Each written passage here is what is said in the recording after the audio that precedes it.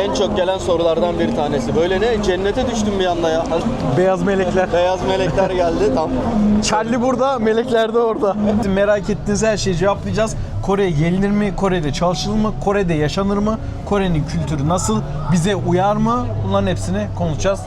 Bir Koreli geldiği zaman gülüyor, selam veriyor ama siz Korece konuşsanız bile size selam vermiyor, böyle yüzüne bakıyor. Ne alıyorsan atıyor önüne, gidiyor. Yani bunlar olabiliyor ama İnsanların genel yaklaşımını size karşı nasıl buldunuz? Genelde bana en çok gelen soru bu oluyor. İnsan Hatta tırnak içinde ırkçılık var mı diye bana çok soruyorlar. İnsan odası ve ben mesela Ankara'dan hiç görmedim. Seul'de metrodayken en az 2-3 kişi geliyordu, size yardım edebilir miyiz diye soruyordu. Bu çok güzel. Yani turist... Thank you very much. Thank you very much. Günaydın arkadaşlar. Günaydın. Merhabalar. Güne güzel bir kahveyle başlamak istedim hemen. Kahvemizi aldık. Bu kahve için toplamda Tayvan doları verdim demiyorum artık. Çünkü Tayvan'dan ayrıldık. Güney Kore won'u verdik. Ne kadar verdik? 2900 Güney Kore won'u verdim bu kahve için. Arkadaşlar yeni videodan, yeni ülkeden, yeni şehirden hepinize selamlar, sevgiler. Umarım her şey yolundadır, keyfiniz yerindedir. Her şey güzel gidiyordur. Ben gerçekten Busan'da olduğum için, Güney Kore'de olduğum için çok mutluyum. Bakar mısınız? Arkam yemyeşil dağlar. Havamız misler gibi. Taipei'deki gibi yağmur yağmıyor. Sürekli kaldırımların altında yürümek zorunda değiliz. Tam anlamıyla benim için şöyle bir deyim vardır ya, check-up oldu diye. Tam böyle check-up oldu. Bu değişim bana yaradı. Güney Kore değişimi bana yaradı. Kahvemizi aldık. Hemen güne şöyle yakışıklı Koreli erkeklerle başlıyoruz. Bu çok yanlış anlaşılacak bir cümle ama ne demek istediğimi şimdi anlayacaksınız. Bu kahve markasının benim de sevdiğim bir kahve markası Güney Kore'de. Bardakları bu sıcak olan yeri tutmamız için koydukları kartonda hep böyle yakışıklı Koreli genç arkadaşlar oluyor. O yüzden öyle bir şey söyledim. Sözlerim yanlış anlaşılmasın lütfen. Konaklama yaptığım yer hemen burası. So Hostel olarak geçiyor. Şöyle göstereyim. Burada sadece kadınların kaldığı bir bölüm de var. Karışık olan bir bölüm de var. 6. katı resepsiyon, 7. katı da dining hall diyor. Yani dinlenme alanı. Orada güzel bir mutfak da var. Harika bir mutfak yapmışlar. İlerleyen videoda, yani bir sonraki videoda tekrar göstereyim sizlere o mutfağı.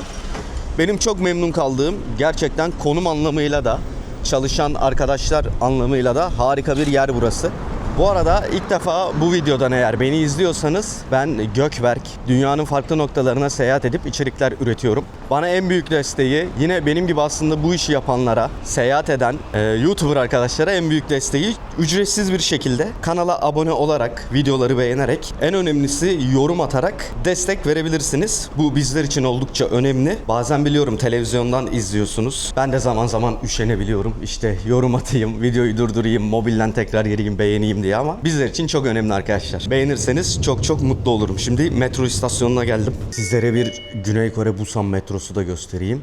Bizim olduğumuz istasyon 114. istasyon. Hemen bir arkasında Busan Station bulunuyor. Bu Busan Station'dan Seul'e hızlı trenler kalkıyor. Yine Güney Kore'nin farklı şehirlerine de ulaşmak için bu tren istasyonunu kullanabiliyoruz. Tayvan'da toplu ulaşımı Easy Kart'la yapıyorduk. Japonya'da Suica Kart'la beraber yapıyorduk. Hong Kong'da da yine aynı buna benzer bir kent kartla yapıyorduk. Şu anda Hong Kong'dakinin ismi aklıma gelmedi. Fakat buradaki, şöyle göstereyim sizlere, T-Money kart. Bunu iner inmez havalimanından veya havalimanının altındaki tren istasyonundan alabilirsiniz. Genelde Ceyhan Urfa diye Cu marketler var burada. Cu marketlerde satılıyor. Oradan da aynı şekilde temin edebilirsiniz. Bu taşımada Güney Kore'de gerek metrolarda gerek otobüslerde bunu kullanıyoruz. Merhaba. Memleketine geldim. herkese merhaba. Evet arkadaşlar, şu anda Kore'deyiz. Kore'de çok güzel bir beach'teyiz. Onu da birazdan size göstereceğiz ve Kore'de gerçekten lokal olan bir pizzayı denemeye geldik. Ben de ilk defa deneyeceğim. Uzun zamandır Kore'deyim. Kore'ye birçok kere gir çık yaptım. Neden? Çünkü para ihtiyacım var. Burada çalışıyoruz. Birazdan Kore ile ilgili çalışma, yaşam, gezi hepsine değineceğiz. Nasıl bir enerjiyle girdin? Aynen öyle. İnanılmaz. Severiz. Severiz. Ben Sinan'ı çok uzun zamandır takip ediyorum YouTube'da. Ailesiyle takipleşiyorum yani o Aynen, kadar. benim abla, anne, baba hepsi takip ediyor. Vallahi en sevdiğim gezginlerden bir Vallahi tanesi. sağ ol. Oldukça natürel, doğal bir adamsın öncelikle. Eyvallah, Gerek, sağ ol kardeşim. biz yeni yüz yüze tanıştık ama videoda neyse burada da o. Evet, ilk Süper. defa bugün tanıştık. Tabii bazı yerleri sansürleyerek konuşuyorum şu anda. Yani daha doğal olursam belki takipçi kaybedebilir diye. O yüzden birazcık sansürleyerek konuşacağız. Kore ile ilgili, Kore'de olduğumuz için şu an tabii diğer ülkelerde de konuşacağız ama hepsi merak ettiğiniz her şeyi cevaplayacağız. Kore'ye gelinir mi? Kore'de çalışılır mı? Kore'de yaşanır mı? Kore'nin kültürü nasıl? Bize uyar mı? Bunların hepsini konuşacağız. Tamam, Başla. o zaman önce pizzamız gelsin. Pizzayı Aynen. bekleyelim, sonra devam edelim. Aynen. Şu anda hemen şöyle pizzamız gelsin. Bu Allah. Kestik. Kestik. Bu arada bu Kore pizzası değil. Bu biz yanına normal söyledik. Abi ya yanlış anlamayın da. Eleştir Sinan. Şu inceliğe Hemen. bakar mısınız? Yani ben bunu yani bunun tamamını düşünün, tamam mı? Bunun tamamından kral herhalde 3 tane yesem doymam. O kadar ince ya. Evet arkadaşlar, pizza geldi. Şöyle de özel farklı bir sunumu var. Oo. Şimdi şunu kaldırayım ben bir. Şöyle altını mumla yaktılar. Mumla yaktılar. Soğumasın diye. Böyle bir pizza. Sinan bu neymiş Şu böyle? makarna mı bu? Karides. Biz karidesi söyledik. Karides ama bir şeye sarmışlar. Neye sarmışlar? Anlamadım. Kadayıf gibi böyle galiba değil mi? Allah. Kadayıf sarma gibi yapmışlar. Yarı yarıya bu arada farklı söyledik biz. Cips. Cips. Balık cipsi. Balık cipsi. Oo. Vay vay vay. Uzayan peynir. Uzayan her şey güzeldir hayatta. Çok güzel bir manzaraya karşı oturduğumuzdan bahsettik. Baksanıza şuraya. Huzur var sanki Kore'de bugün. Bugün sen geldin diye öyle. Eyvallah, Ya teşekkür normalde ederim. çok huzur yok da sen geldin diye hadi Kore'de huzur oldu yani. Huzur geldi. Ben Kore'de Busan'ı da ekstra böyle bir farklı seviyorum nedense. Seul'e göre Busan benim gözümde hatta daha güzel. Deniz olduğu için belki de'tir yani. Ben Belki deniz de. olan yerleri severim. Şahsi fikrim, bir daha yer miyim? Ben yemem açıkçası. Ha bak, şu ince pizzanın tadı daha güzeldi. Bir daha yer miyim? Bir daha yani hayır, biri gelirse Kore'yi götürürüm mesela yemek için ama denesin diye. Ama tek farkı malzemesinin çok bol olması. Yani siz de çok bol malzemeli iki pizzayı üst üste koyarsanız bence bu şekilde olur. Ha, eğer derseniz ki yanında gökbek var, onun üzerinden o ayrı mesele. Yani ne yemek Eyvallah. yediğinizin önemi yok sohbet olduğu için ama Teşekkür ederim. Kesinlikle. yemek özellikle düz, buna normal bir restoran değilsem onun üzerinden 6 veririm. Ben çünkü genelde biliyoruz, belki takip eden vardır beni de, Sinanko kanal ismi. Belki Ben takip açıklamaya bıraktım Sinan Koy'u.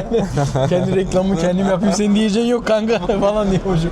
Yok zaten hani tekrardan ben de video atmaya başlayacağım da burada yani bu birçok yerde pizza yemiş. Şimdi Gökberk tabii daha iyi biliyor. O pizza konusunda daha uzman yani. O değerlendirmesini baz alın. Ama çekirgeden tutun da şeye kadar, sınıf etine kadar, Kobe etine kadar birçok lezzet denedim. Benim için ekstra bir tadı yok. Yani ekstra farklı bir şey almadım ben. Ya birazcık basit bir tadı var değil mi? Basit kelimesi doğru Çok kaçıyor. aynen, çok Evet. standart. Yani sanki evde de hazırlayabiliriz gibi. Aynen öyle, çok standart. İşte malzemesi çok bol. Evet, malzemesi bol. Hani buraya bir misafirinizi getirirseniz pişman olmazsınız o. Çünkü malzeme bol, görüntü güzel, manzara güzel. Kesinlikle. Evet, yemeklerimizi bitirdik, kalktık. Şöyle bir restoranın iç kısmını da sizlere göstermek istedim. Az sonra da detaylı bir şekilde göstereyim. Manzarayı zaten göstermiştim. Toplamda arkadaşlar Kore pizzası, yanında bir tane peynirli pizza ve bir soğuk içecek için 53.000 Güney Kore wonu ödedik. Bu da 36 Amerikan doları yapıyor. Yani 1650 Türk lirası gibi bir fiyatı var. Valla Sinan'a katılıyorum. Hani özellikle Kore pizzası görüntü itibariyle, sunum itibariyle çok güzelken lezzet anlamında birazcık hayal kırıklığı yarattı. Ama onun dışında her şey oldukça güzeldi. Şöyle bir içeriği de göstereyim sizlere. İçerisi de oturmak için oldukça güzel. Hani mekan çok güzel gözüküyor. Koreliler tarafından da çok tercih edilen, sevilen bir yer anladığım kadarıyla. Mekanın ismi de hemen şu tam karşıda yazıyor. Mad Dogs arkadaşlar. Busan'a yolunuz düştüğü zaman sizler de gelip bu pizzayı denemek isterseniz Mad Dogs'a gelebilirsiniz. Hadi. Şurada ne kadar güzel şey varmış. Donutçı. Değil mi? Donut onlar. Bagıtçı, aynen. Donutlar, bagıtlar. Ekmek aslında. Anam babam usulü ekmek. Koreliler fazla ekmek tüketmiyorlar. Yok, pirinç. Bunların ekmeği pirinç. Bunların birincisi her şey şekerli. Yani bütün yedikleri ekmekler şekerli. Bütün yemekleri de şeyli. sarımsaklı. Bütün yemekleri. Turşu yemek hepsi sarımsaklı oluyor. O yüzden Kore'de şöyle ilginç bir bilgi vereceğim size. Koreli insanlar ter kokmuyor arkadaşlar. Bu bir gerçek. Bu genetik mi acaba? Evet, genetik. Yani koşsalar da, yorulsalar da 10 saat spor yapsalar da bunların kötü koku kokmuyor yani terleri. Ama öyle bir sarımsak yiyorlar ki eğer bir otobüste 15-20 dakikalık bir ulaşım yapacaksanız Kore'de kesinlikle yanınıza maske almanız lazım. O kokudan duramazsınız. Ben kimçiye bayılıyorum ya. Aklıma bir anda nedense kimçi geldi. Şöyle bakın, son model araçlarda geçiyor. Şu anda böyle Busan'ın aslında birazcık yazlık vibe'ı bir bölgesindeyiz. Bodrum gibi bir yerindeyiz aslında. Hem turistik çok fazla, yabancı turistler çok fazla burada. Sinan'la konuştuk, hatta mayomuz olsa şöyle bir denize atlardık. Arkadaşlar burada bikinili şekilde kızlar plaja girmiyor. Erkekler üstsüz bir şekilde genelde denize girmiyorlar. Burada her zaman ya şortla girerler ya etek tarzı bir şeyle girerler. Buranın kültürü bu şekilde, yani bikiniyle girmek ayıp olarak karşılanıyor denize. O yüzden burada genelde denizde bikinili kızlar göremezsiniz Koreli olarak. Ve Güney Kore'de sen az önce şöyle bir şey söyledin. Hanımefendiler işte etek, şort giyiyorlar. Evet, yani çok kısa, kabe etinin görüneceği şekilde alt tarafının çok kısa şekilde giyinebiliyorlar. Bu çok ayıp olarak karşılanmıyor ama Üst dekolte diyelim. Üst dekolte kısmı, en ufak bir dekolte gözüktüğü zaman burada kötü olarak karşılanıyor. Zaten videolarda da belki denk gelirsiniz, mini etek giyen, şort giyen çok fazla kız var ama üst dekolte açık olan çok kız göremezsiniz. Burada Ay, böyle çok- bir kültürü var yani buranın. Yani evet, bu sen demeden önce bu kadar dikkatimi çekmiyordu ama çok haklısın. Evet, şimdi giderken zaten diğer arkadaşlar da dikkat ederler, bakarlar yani. Aynen, sizler görüntüyü izlerken şöyle bir bakarsın. Her ülkenin kültürü farklı oluyor. Burada da biz de bunları deneyimliyoruz yani, görüyoruz. Sen kaç senedir buradaydın? Yaklaşık 2 seneyi geçti galiba. Evet, yani 1,5 sene oldu şöyle işte. Buraya geldim, 3 ay kaldım. Tayvan'a gittim, geri geldim. Tayland'a gittim, geri geldim. Sonra Türkiye'ye gittim, geri geldim. Yani böyle yaklaşık 4-5. defa girişim bu. Yani toplamda yaklaşık 1,5 yıla yakın bir süre burada kaldım diyebilirim. Yani 1,5 yıla yaklaşıyoruz. Kore'de yaşamak nasıl? Senin için nasıl gidiyor? Kore gelişmiş bir ülke, kuralları olan bir ülke. Yani eğer Kore'ye geliyorsun arkadaşlar, kurallara uymak zorundasın. Mesela metroda yüksek sesle konuşursanız kesinlikle 1 değil, 2 değil, 3 kişi sizi uyarabilir. Yani ve sert bir şekilde uyarabiliyorlar. Çünkü buranın kültüründe mesela toplu taşımalarda, toplu alanlarda, kapalı yerlerde yüksek sesle konuşmak doğru olarak karşılanmıyor. Yani Kore'nin böyle bir düzeni var. İşte bazı ülkelere giderken bazı kurallara dikkat ederseniz daha rahat gezersiniz. Çünkü insanların size nasıl tepki verdiğini anlayabilirsiniz. Onun haricinde Kore teknolojik bir şehir gerçekten, yani hani birçok yaptığınız işlemlerde hep teknoloji kullanıyorsunuz. Burada arkadaşlar genelde Koreliler nakit para kullanmıyorlar. Çok nadir, yani bir Korelinin nakit para verirken gördüğünü göremezsiniz. Ve şu şekilde nakit para verirken de şöyle hemen göstereyim. İki eliyle beraber vermek durumundalar. Tek elle verirsen saygısızlık olarak kabul ediyor veya para üstüne alırken tek elle almak saygısızlık olarak kabul ediliyor. Burada genelde hep kart kullanıyorlar. Her şeyleri kart, çünkü o kadar dijitale dönmüş ki artık Kore. Her şeyleri kartla kullanıyorlar. Ayrıca bu Kore'de işte şey diyorlar, işte kitap okuyorlar metro, öyle bir şey yok arkadaşlar. Yaş, yani 75 yaşından da 10 yaşındaki çocuğa kadar herkesin elinde telefon var. Yani artık o belki 15-20 yıl önce söylenen artık hikaye olmuş durumda. Yani kimsenin ben açıp bir kitap okuduğunu görmedim. Bu bir ilk Güney Kore videom, benim ilk giriş videom. Sim kart olayı var. Havalimanında indikten sonra 1 ay boyunca geçerli yüksek hızlı internet aldım. 5G interneti. Toplamda da havalimanında bunun için 80.000 Güney Kore won'u verdim. Sinan'a da bunu söylediğim zaman Sinan aslında yüksek, neredeyse 2 katını almışsın dedi. Evet, şimdi Güney Kore'de sim kart. Arkadaşlar Güney Kore'de 3 tane ana sim kart şirketi vardır.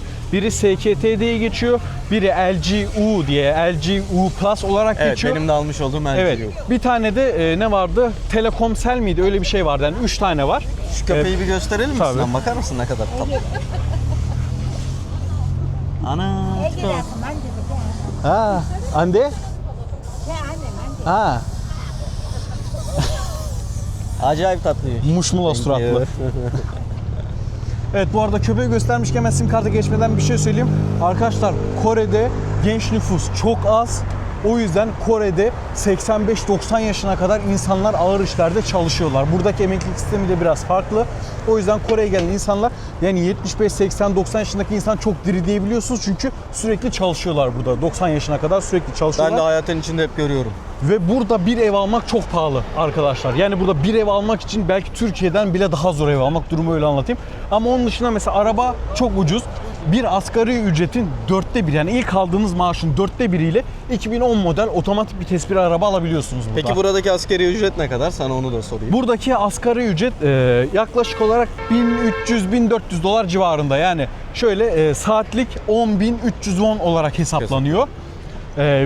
O da yaklaşık ne ediyor? 7,5 dolar bir para ediyor. Yani saatliği burada 7,5 dolar olarak hesaplayabilirsiniz. O şekilde yani yaklaşık Alım gücü 1300 dolar. yüksek ama. Alım Tabii gücüyle tabii. alakalı. Burada dediğim gibi araba çok rahat alıyor. Yani Kore'de normalde asgari ücretle çalışan biri her gün et tavuk yiyebilir. Her gün. Her gün evine et tavuk alabilir. Çünkü burada et de ucuz, tavuk da ucuz. Yani ucuz derken Güney Kore evet yani diğer ülkelere göre pahalı bir ülke ama buradaki alım gücüne göre çok da ucuz bir ülke. Yani Burada kazanıp burada harcayınca bir problem yok. aynen her şeyinizi alabiliyorsunuz. Her aktiviteye katılabiliyorsunuz buradaysanız. Zaten araba ucuz. Araba alıp her yere gidebiliyorsunuz. Hani şuradan bir kahve alayım deseniz şöyle söyleyeyim burada 1500 dolar maaş alıyorsanız kahve 2 dolar, 3 dolara kahveler var. Yani çok rahat bunu bulabiliyorsunuz. 2-3 dolara kahve bulabiliyorsunuz. Kartı bir şey Evet, yapıyordum. sim kartı Aynen, bitirelim, ondan sonra bitireyim. soracağım. Ben buraya gelirseniz eğer SKT artı diye yani SKT belki de söylerim alt yazı Gökberk alt yazı olarak yazar. Onu eğer merkezde yani geldiği zaman Seul merkezde sorarsanız çünkü bunu internetten bulma şansınız yok soracaksınız. Bu bayilik gibi bir şey. Küçük küçük bayilik böyle. Oraya sorarsanız bir pasaportunuzla beraber gittiğiniz zaman bir aylık sınırsız, internette sınırsız konuşmayı 36.300 won'a alabiliyorsunuz.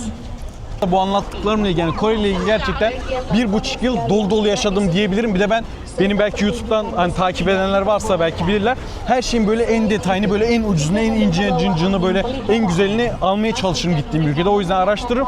Eğer Kore ile ilgili merak ettiğiniz varsa bu videonun altındaki yorumlar kısmına yazın. Ben zaten full takip ediyorum Gökberk. Yani bu videoyu sürekli takip edeceğim. Bu videonun altında yoruma yazarsanız merak ettiklerinizi her şeyi açık dillikle cevaplayabilirim. Şöyle bakın yan tarafta aynı bizdeki kermes gibi. Genelde bunu ben İzmir'de yaşadığım için oradan örnek vereyim. Sığacık'ta, Alaçatı'da, Urla'da böyle hafta sonlarında bu tarz böyle kermesler kurulur. İşte oradaki genelde hanımefendiler kendi el işçiliklerini satarlar. Burada da şu anda aynı şekilde devam ediyor. Ya bu arada şunu söylemeden geçemeyeceğim. Özellikle Sinan bu konuda bence sen de bana katılacaksın. Yaşı daha böyle yüksek Koreli hanımefendiler çok şık değiller mi ya? Evet. Böyle saçları, makyajları. Çünkü burada şık olmak bir hayat felsefesi gibi. Yani ben yani videonun bir yerinde ondan da bahsedecektim. Eğer kızlar, özellikle kızlar, erkekler tabii ki ama kızlar Güney Kore'ye geliyorsa bir valiz boş gelsinler.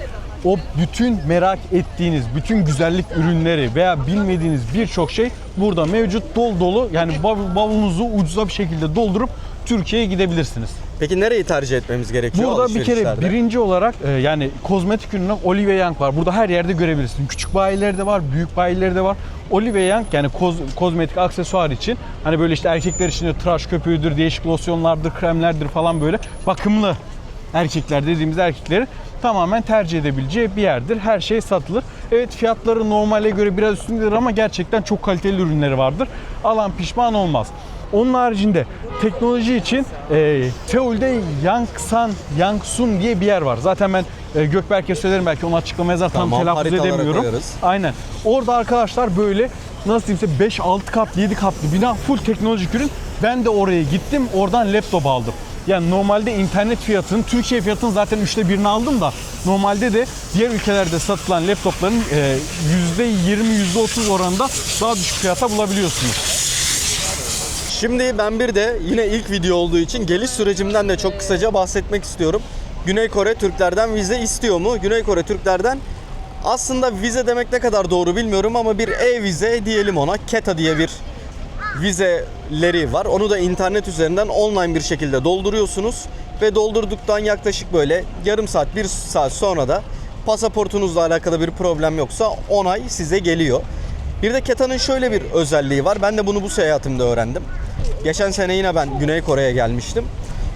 Almış olduğumuz KETA 3 yıl boyunca geçerli. Yani multi vize diyebiliriz aslında. Evet 3 yıl boyunca tekrardan Kore'ye gelirseniz yani bir kere girdiniz KETA'ya aldınız. İkinci sefer girdiğinizde tekrardan KETA'ya başvurmanız gerekmiyor. En son süre 2 yıla düştü diyebiliyorum. 2 veya 3 yıl. Hani onu kontrol edersiniz. Güncel olarak 2 veya 3 yıl tekrardan gelebiliyorsunuz. Herhangi bir problem olmuyor. 180 gün içinde 90 gün kalabiliyorsunuz. Benim geçen yıl geldim 2025-2028 yılına kadar geçerli. Kore ile yine görüşürüz gibi ya geliriz. Hazır vizemiz de var. Yani Kapıdan girerken bana herhangi bir şey sorulmadı. Hatta en kolay girdiğim ülkelerden bir tanesi oldu. 10 saniye kadar sürdü işlem. Bir dönüş bileti, bir otel rezervasyonu sorulmadı. Ama bazı buraya gelen arkadaşlar, Türk arkadaşlar problem yaşayabiliyormuş. Eğer ki bir dönüş biletiniz varsa, otel rezervasyonunuz zaten vardır mutlaka. Hani bunları da yanınızda çıktı olarak alırsanız girerken size sorarlarsa herhangi bir problem yaşamazsınız. evet. Yalan mı? Hepsi ta baştan aşağı yalan Niye ya. abi? Tüm bilgiler hatalı. Sormadılar. Yok. Hayata formunu doldursun şak diye giriyorsun, Hayır, tamam mı? yok. Hiç- Abi olur mu direkt giriyorsun? Bana sormadılar. Hayır, bize de sormadılar. Benim Japonya'da başıma geldi. 10 saniyede girdik, yemin ediyorum. Tamam yok, ben de 10 saniyede girdim. Hayatta bu kadar kolay bir ülkeye girmiş değilim. Ben de öyle yok ama arkadaşlar benim arkadaşımı almadılar mesela buraya girerken. Ama hiçbir şey yapmayacak. Hem şüphelidir, kalacağı yer belli değildir, dönüş biletimiz o yer. Onları tamamlamadan geliyorsa zaten alınmamaya mahkumdur. Herhangi bir ülke alabilir, Türk olduğun için değil. İşte abi biz de bahsediyoruz. Ben Japonya'dan bahsettim yani. Herhangi bir ülkeye gidiyorsanız bunların hepsi tamam olsun. Alırlar almazlar kendilerine kalmış. Metro düzeninde her yere gidiliyor. Seul'de işte biz 4 gün kaldık. 4 gün. 5 gün Salı günü. Çok etkilendim. Bir de bütün bayanlar dışarıda. Yaşlısı gelince Türkiye'de pek öyle değil. Yani bayanlar pek çıkamıyor. Çünkü metro hattı falan bizde çok yetersiz Ankara'da. Burada öyle değil, her yere gidebiliyorsunuz. Çok beğendik onu. İnsanların genel yaklaşımını size karşı nasıl İnsanların buldunuz? çok- Genelde bana en çok Çok gelen soru bu saygılılar. oluyor. İnsan Hatta tırnak içinde ırkçılık var mı diye bana çok soruyorlar. İnsan odaklı ve ben mesela Ankara'da onu hiç görmedim. Seul'de metrodayken en az 2-3 kişi geliyordu, size yardım edebilir miyiz diye soruyordu. Bu çok güzeldi. Yani turist rehberi gibi bayan erkek hep yardımcı olmak üzere kırmızı giymiş. Yok hayır onların dışında da yani İnsanlar da şimdi yani. mobil turist rehberi var. Ben ona mobil turist rehberi dedim. Orada zaten dilleri yazıyor, yardımcı oluyorlar. Metronun içerisinde biz yönümüzü bulmaya çalışırken metroyu kullanan insanlar gelip yardıma ihtiyacınız var mı diye soruyor. Bu çok güzel. İnsan odaklı bir sistem var yani. Bence en güzel yanı o. İnsana saygı var. Her yerde şey var. Erişebileceğiniz tuvaletleri çok temiz, çok güzel, konforlu. Yok ben Ondan sonra buradaki şeyde bile hattı çizmiş falan böyle. Yemek Buradan- konusunda zorlandınız mı? Yok, hayır. Yani Ya şöyle şey biraz güzel. baharatları bana değişik geldi. Yani tabii ki çoğu şeyi yiyemiyorum. Yani o susam galiba. Onun baharatının kokusunu çok sevmedim. Ama yiyebileceğim şeyleri çok fazlaydı, alternatifleri. Sağlıklı şeyler yiyorlar ama ben o mangal işini çok sevdim. Lokantada oturuyorsun, kendin pişiriyorsun. Çok lezzetli. Yani onu çok beğendim. Tanıştığımıza çok memnun öyle, oldum. biz de öyle. Çok teşekkür ederim. teşekkürler. Siz hangi ülkesinden, şehrinden geliyorsunuz? Ben İzmir Karşıyaka'dan geliyorum. Güzel, harika. Uzun bir süredir seyahat ediyorum. İnşallah devam edeceğim bakalım. İnşallah. Çok memnun oldum tanıştığımıza. Bu arada son olarak isimlerinizi de öğrenebilirsem. Ben Füsun. Füsun, Ben de Gülşen. Gülşen, ben de Gökberk. Çok memnun oldum tekrardan. Teşekkür ederim. Sağ olun. Vize olayları da böyleydi arkadaşlar. Yani ne olur ne olmaz her ülkeye girip çıkarken yanınızda dönüş biletiniz varsa dönüş bileti, otel rezervasyonları bence onları yanınıza alın.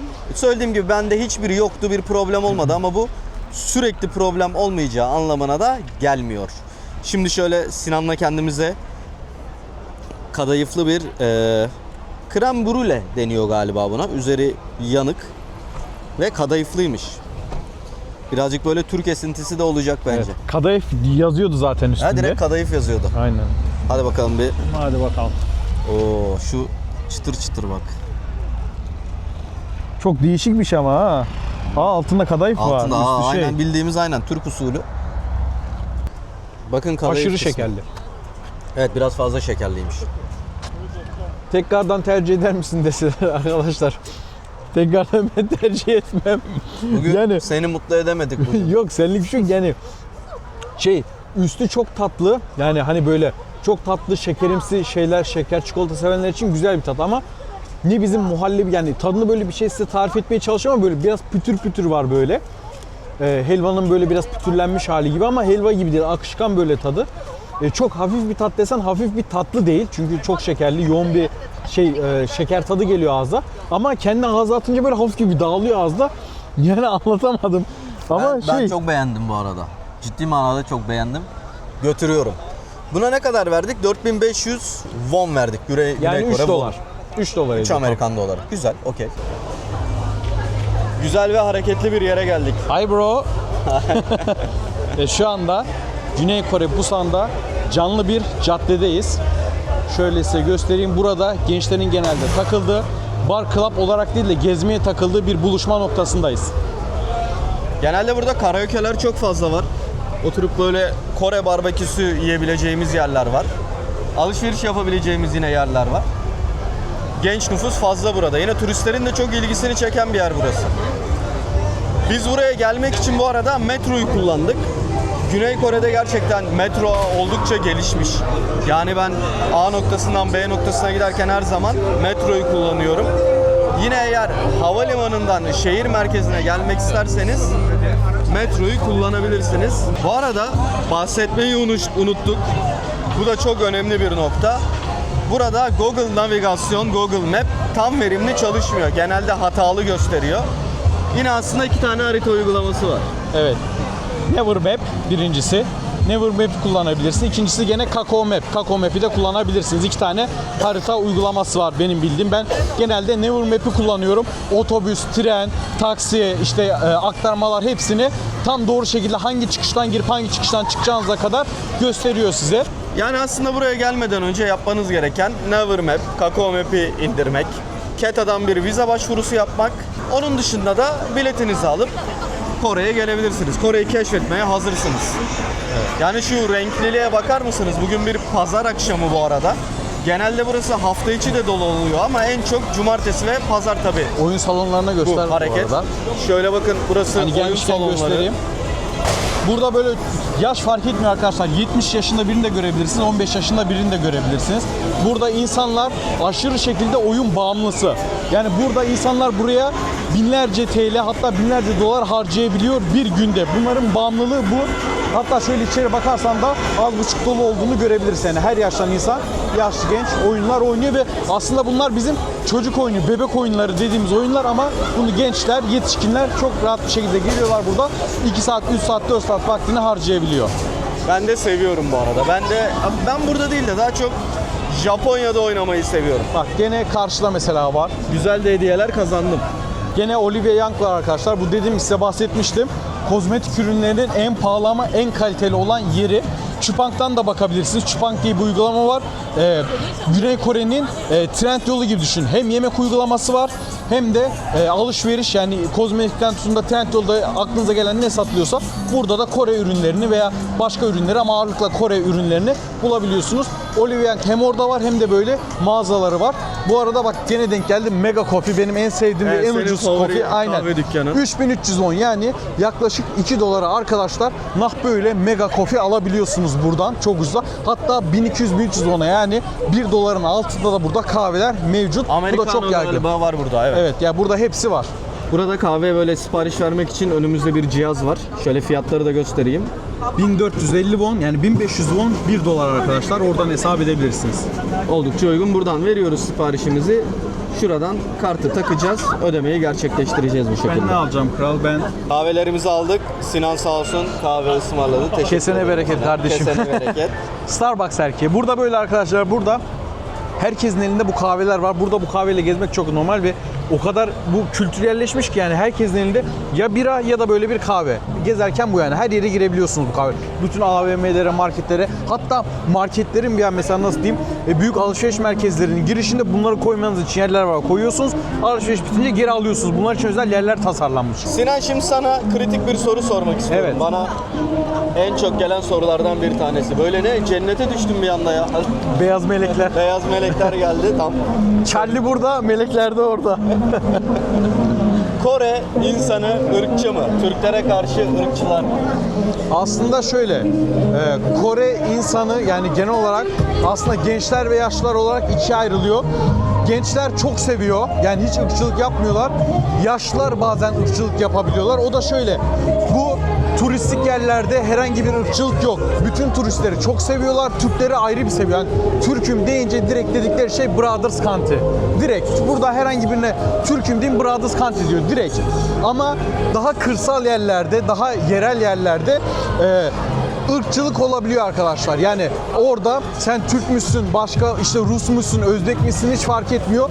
Oralarda çok sevmeyebiliyorlar. Yani burada ırkçılık %0 diyebilirim. Oralarda da %30, %40 yani her 10 kişiden ikisi, üçü ırkçılık yapabiliyor. Yani ırkçılık derken mesela market alışverişinizde bir Koreli geldiği zaman gülüyor, selam veriyor ama siz Korece konuşsanız bile size selam vermiyor. Böyle yüzüne bakıyor. Ne alıyorsan atıyor önüne gidiyor. Yani bunlar olabiliyor ama yapacak bir şey yok. Çünkü Kore'de arkadaşlar genç nüfus çok az. Bu yüzden Kore'nin mesela işte o Samsung'dur, Hyundai'dir, Xiaomi'dir fabrikaları var ya, bu fabrikalarda genelde çalışan insanlar arkadaşlar bakın %70'i %80'i abartmıyorum yabancı, Koreli değil. Çalışan Korelilerin hepsi de 55, 60, 75 yaşında. Yani bir 30-35 yaşında bir Koreliyi bir fabrikada çalışırken göremezsiniz arkadaşlar. Ancak böyle CU marketlerde görürsünüz. O yüzden o kadar fazla yabancı bir yerde toplanınca haliyle Koreliler de yani çok haz etmiyorlar. Çünkü onlardan fazla yabancılar çoğunluk oluşturmuş oluyor. Bu da hiçbir ülkenin hoşuna gitmiyor açıkçası. Onların da kırsal kesimlerde mecburen hoşuna gitmiyor yani. Mecburen değil mi? Doğal olarak hoşuna gitmiyor. Ama buralarda herhangi öyle bir şey yok. Buralarda çok rahat, çok free olabiliyorsunuz. Burada özellikle Türkleri çok seviyorlar. Kesinlikle ben de Sinan'a katılıyorum. Özellikle turizm anlamında gezerken gerçekten Kore halkı ne zaman bir soru sorsam, ne zaman böyle bir yardıma ihtiyacım olsa böyle çok içten yardımlarını ediyorlar. Selamlarını, sabahlarını veriyorlar. Koreliler harika insanlar. Korelileri seviyoruz. Hatta 2-3 kelime Korece konuşursanız, yani buraya geldim işte kamsamida teşekkür demek, annyeonghaseyo merhaba demek mesela, de evet demek. Eğer ki bunları böyle yani söylerseniz kesinlikle şey yapıyorlar. Böyle size aşırı böyle sempati, böyle bir şey mimikleri, böyle aşırı bir sempati duyuyorlar. O da ayrı bir hoşunuza gidiyor. Yani onların dilinden 2-3 kelime öğrenip 4-5 kelime öğrenip buraya gelirseniz çok daha rahat size yardımcı olurlar. Çünkü biraz çekingenler. Onların dilinde birkaç kelime söylerseniz ve onların saygı duyduğu şeylere siz de saygı duyarsanız çok rahat burada iletişim kurarsınız. Çok güzel yerleri gezersiniz. Hatta Korelilerle, yerellerle beraber gezebilirsiniz. Size tavsiyede bulunurlar. Teşekkür ederiz ya. Ne kadar güzel anlattın. Çok konuştum ama Ne kadar güzel. Şimdi arkada arkadaşlar az önce Sinan burada işbirliği almış. Bana söylemiyor. Bu markanın reklamını yaptı. Kore markası. Kahve. Ben de olmazsa olmaz Sinan. Vietnam markası bu da. Vietnam'ın en meşhur kahve dükkanlarından bir tanesi. Jong Cafe. Olur da canınız Kore'ye geldi. Daha önce belki Vietnam'a gitmediniz ama ben videolarda çok sık yer verdim. Tuzlu kahve içmek istediniz, denemek istediniz. Jong Cafe'ye gelip deneyebilirsiniz. Bu arada işin esprisi bir yana, her ikisinde de, bunda da tabii ki de Jong Cafe'de de herhangi bir reklam, işbirliği yoktur. bura meşhur mu Vietnam'da? Meşhur, oldukça meşhur. Valla Vietnam'a da gitmek istiyorum. Zaten eğer Vietnam'a gitme gibi bir planınız varsa yani Gökberk artık oraların piri oldu diyebilirim. O yüzden Gökberk'in videolarını izleyebilirsiniz. Aynen o videolarda. Yavru vatan diyorum ben. Mesela hani ben mesela bir yere gideceksem, eğer Gökberk gittiyse, ben gitmediysem Gökberk'in videolarını izliyorum. Yani veya direkt telefon açıp soruyorum. Çünkü o da benim gibi detaycı olduğu için böyle birazcık ince hesap yapan, işte hani ne kadar harcayacağım, ne kadar gider. Atıyorum 4.000-5.000 dolarınız vardır. Gökberk'in gittiği residence'a dersiniz ki tamam ben buraya giderim. Ama daha düşük bütçeli böyle bir şeyler yapacaksınız hani gezgin mantığıyla. Gökberk'in videolarını izlerseniz orada neye ne kadar harcarsınız. Çünkü o da her şeyin fiyatını hem o ülkenin parası hem dolar hem de Türk lirası olarak çeviriyor. O yüzden de hiç videoda zorlanmadan tak tak tak her şeyi görüyorsunuz. Ben öyle insanları seviyorum. Ben öyle yapmaya çalışıyorum. Gökberk de öyle yapıyor. Çok teşekkür ederim. Ben de Sinan'ın kanalı için şunu söyleyebilirim. Hap bilgiler dediğimiz olay vardır ya. Sen direkt abi hap bilgileri veriyorsun. Ülkeye girerken neler yaşadım, market fiyatları ne kadardır, işte böyle kritik detay nerede kalınır. Hap bilgiler Sinan'ın kanalında, Sinan Koda. Evet. Arkadaşlar şu anda Busan Street'in Kafeler Caddesi dediğimiz bir caddeye geldik. Şu anda size o caddede gezeceğiz ve en önemli konu, yani iş konusuyla ilgili Kore'de nasıl iş bulurum, nasıl çalışırım, maaşlar nelerdir, ne tarz işler var, vize gerekli mi? Yani vize gerekli derken giriş vizesi değil. Burada çalışmak için ne gerekli, ne gerekli, riskleri neler? Birazcık size bunlardan bahsedeceğim şimdi. Evet, şimdi ilk Kore'ye, ketamızı alıp Kore'ye geldikten sonra arkadaşlar burada Facebook grupları var. Onu işte Güney Kore'de iş diye bir sürü Facebook grubu var. Burada Facebook çok yaygın. Türkler de bunu kullanıyor. Hatta Özbekler, Kazaklar birçok kişi buradan iş bulabiliyor. Buralara gelerek buradan tabii dolandırılma ihtimaliniz de var. Yani işte size ilk başta şöyle iş buluruz ama işte 100 bin won, 150 bin won yani 100 dolar, 150 dolar komisyon alırız diyorlar. Evet, böyle bir komisyon var. Yani geliyorsanız bir işe girecekseniz bu komisyonu veriyorsunuz. Ama asıl burada önemli olan olay vereceğiniz komisyonu doğru kişiye vermeniz. Yani eğer siz komisyonu doğru kişiye vermezseniz o kişinin paranızı alır ve kaçar gider. Neyse, diyelim ki doğru kişiyi buldunuz. Hatta yorumlara yazarsanız, yorumlarda hani Kore'de iş arıyorum falan diye az buçuk Kore bilgi yazarsanız ben size bu konuyla ilgili bilgi de sağlarım yorumlarda. Şimdi şöyle bir durum var. Kore'ye geldiğiniz zaman işi buldunuz diyelim. Ne tarz işlerden ne kadar para kazanırsınız? Herkesin merak ettiği konu bu. Evet, Facebook gruplarına girdik. Bir şekilde buradan işi bulduk. Şimdi arkadaşlar, burada sizin vizeniz olmadığı için, yani turist vizesiyle geldiğiniz için 3 ay boyunca burada çalışabileceğiniz birkaç farklı iş var. Fakat başta şunu söyleyeyim. Eğer ki yakalanırsanız arkadaşlar direkt deport olursunuz. Bunun riskini almanız gerekiyor. Ve geldiğiniz zaman ilk bir hafta, belki bir ay, belki 1,5 ay iş bulamama imkanınız var. Bunu da size başta söyleyeyim. Öncelikle en düşükten başlayayım. En düşük fabrikalar arkadaşlar. Burada kaçak çalışabileceğiniz birçok fabrika bulunuyor. Tek siz değil tabii, Vietnamlı var, Filipinli var, Kazak var, Özbek var, Rus var. Kaçak çalışan, yani böyle turist vizesiyle gelip çalışan birçok insan var. Vize bittiği zaman çıkıyor. Yani vize run dediğimiz tekrardan ülkeye giriş yapıyor. Bu şekilde ülkeye tekrardan giriş yaparak çalışabiliyorsunuz arkadaşlar bir 3 ay daha. Zaten onlar da bildikleri için buna sizin gidip gelmenize bir hafta 2 hafta müsaade ediyorlar. Şimdi ikinci konu, nerede ne kadar para, yani hangi işte ne kadar para kazanabiliriz? Bu arada arkadaşlar, gördüğünüz gibi kafeler sokağında burada gerçekten hani 45-50 yaş üstü insan göremezsiniz. Yetişkinleri pek göremezsiniz. Genelde Full gençler abi. burada. Çok hoşuma gitti. Aynen. Enerjisi harika değil mi? Burada böyle gençler geziyor, gülüyor, eğleniyor arkadaşlarla ilgili. Burada gezmek insana böyle bir şey, motivasyon katıyor. Hani gezerken de öyle. Hani bizim en büyük motive kaynağımız pozitif olmamız. Ne kadar pozitif olursak o kadar çok motive oluyoruz biz. Böyle pozitifleri görünce de insan haliyle bir motive oluyor. Neyse, asıl konumuza gelelim. İş konusu. Şimdi arkadaşlar, fabrika en düşük ücretli verendir. Yani saatliğine yaklaşık 10 bin won para verir. Yani günlükte 80 bin won ekstra çalışmazsanız. Sabah 8, akşam 5 çalışmaya günde bir öğün veya 2 öğün yemek veriyorlar. Bazıları da bir kalacak yer de ayarlıyor ama bu çok nadir oluyor fabrikalarda. Fabrikalarda şu anda günlük 80 bin won para alıyorsunuz arkadaşlar. Cumartesi çalışırsanız tabi bu 100 bin won'a kadar çıkıyor. En düşük ücretli bu. İkincisi arkadaşlar, inşaat. Genelde gelen Türkler ilk inşaata giriyorlar. Çünkü inşaatta ücretler 120 won'dan başlıyor, 160 won'a kadar çıkıyor. Bu da sabah 6'da başlıyor, öğlen 3.30-4 gibi bitiyor. Fakat şöyle bir özelliği var. Burada eğer inşaat işine girerseniz bilin ki çok ağır. Yani ilk bir hafta, 2 hafta kollarınız, bacaklarınız kopuyor. Dediğim gibi 1450 won, 1 dolar civarında, oradan hesap edebilirsiniz. Günlük inşaatın ücretli 2 öğün yemek veriyor. Bazıları kalacak yeri de sağlıyor ücretsiz olarak. Eğer siz bu inşaat firmalarını, yani inşaat şirketlerini tercih ederseniz burada yaklaşık olarak kazanacağınız para günlük minimum 100 dolar oluyor. İkincisi... Ama ağır bir iş inşaat işi. Çok ağır. Yani ben 4 gün inşaat içinde çalıştım. 4. gün dedim ki ben bırakıyorum işi. Ne kolum kaldı, ne belim kaldı ama şöyle var. Bazı arkadaşlarım vardı. Onlar da hayvan gibi çalışıyorlardı mesela. Yani onlar da çalışabiliyorlardı. Bu tamamen kendinizle alakalı bir durum. Hani bu şeyle alakası yok. İşte ben ufağım, benim boyum uzun, ben kiloluyum, ben zayıfım, alakası yok. O tamamen vücut yapınızla alakalı. Yani bunu kaldırabiliyorsanız inşaatta çalışabilirsiniz. Üçüncü olarak tersane. Bu da gene ağır. İnşaat kadar ağır değil. Ücreti daha fazla. Yani genelde 140 won'dan başlıyor.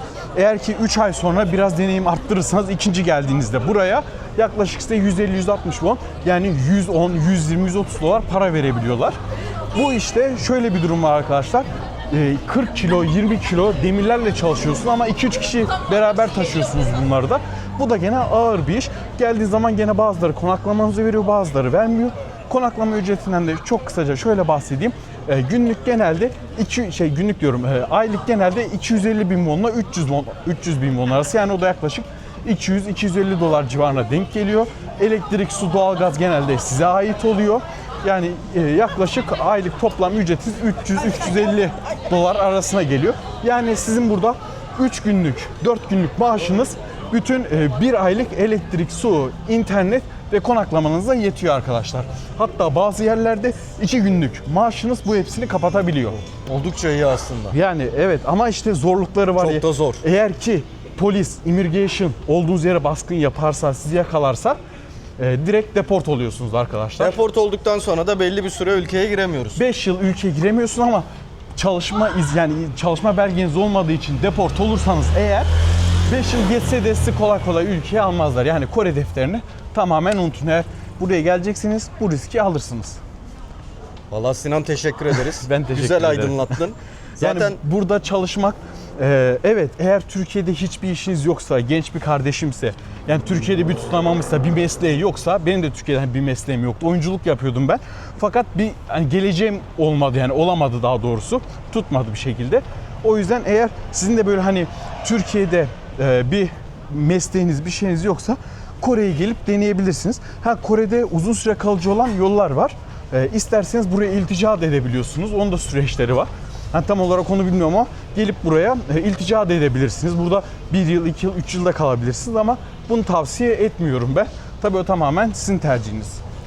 soruları olan varsa bu konu hakkında gerek bu videonun altına yorumlara yazabilir, gerek Sinanko'nun, ben zaten Sinanko diyorum ya, Sinan'ın Sinanko diye kanalı olduğu için sosyal medya hesaplarını da açıklama kısmına bırakıyorum.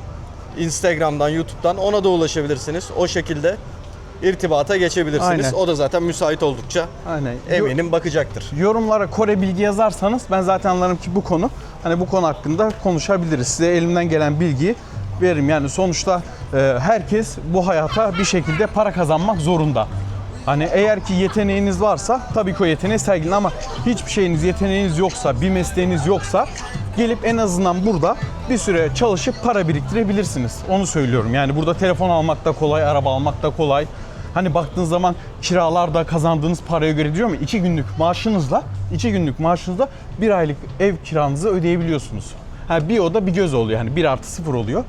Ama sonuçta buraya hani çalışmaya geliyorsanız bunu göze alırsınız. Hani 4+1 lüks bir yerde yaşamayı da istemezsiniz Kesinlikle. diye tahmin ediyorum. Belli bir süre minimal bir şekilde Evet. yaşayıp para biriktirip onun arkasından da belli bir birikim yapabilirsiniz. Ama işte Sinan'ın da bahsettiği gibi bu aslında Sinan resmi bir şey değil. Değil, kesinlikle değil. Hani bunu da böyle bilip göze alıp buraya gelmek gerekiyor. Evet. Yani hani bunu yaptığınız ertesi günü bile yakalanabilirsiniz. Evet. Ki benim yakalanıp Türkiye'ye deport olan arkadaşlarım var. Şükür benim başıma öyle bir şey gelmedi yani. Hani bilmiyorum, belki şansımdan, belki de böyle sağlam firmalar çalışmıyor. Çünkü Kore'nin genç nüfusu olmadığı için bu yüzden devlet bir miktar buna göz yumuyor diyebiliriz. Hani biliyor çünkü her fabrikada hemen hemen bu işler dönüyor ve baskın yapmıyor. Belki yılda bir sefer baskın yapıyor. Çoğu zaman da haberi oluyor o fabrikanın baskın yapacağından. Dostlar alışverişte görsün gibi biraz. Yani aynen öyle, hani biz buradayız ama hani karışmıyoruz, biliyoruz ama karışmıyoruz tarzında. Çünkü dediğim gibi Kore'nin bu tarz işlerde çalışanların, insanların Kore'de %70'i yabancı, %80'i yabancı arkadaşlar. Hele genç 20-30 yaşında asla birini göremezsiniz bu fabrikalarda, inşaatlarda çalışan.